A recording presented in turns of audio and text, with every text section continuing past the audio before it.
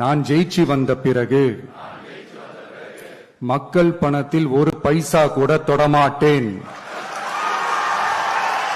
இப்ப நம்மளுடைய வேட்பாளர்கள் எல்லாரும் நான் சொல்றது கொஞ்சம் ரிப்பீட் பண்ணுங்க. மக்களுக்காக, மக்கள் பணிக்காக மட்டுமே நான் இந்த தேர்தலில் போட்டியிடுகிறேன். நான் ஜெயிச்சு வந்த பிறகு மக்கள் பணத்தில் ஒரு பைசா கூட தொடமாட்டேன்.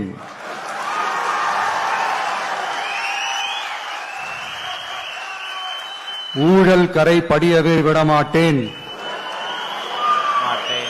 பெண்கள் பாதுகாப்பை உறுதிப்படுத்துவேன். போதையில்லா தமிழகத்தை உருவாக்குவேன். சட்டம் ஒழுங்கை சரி செய்ய துணை நிற்பேன். ஒரு நாளும் மக்கள் விரோத செயலில் ஈடுபட மாட்டேன். இது சத்தியம்.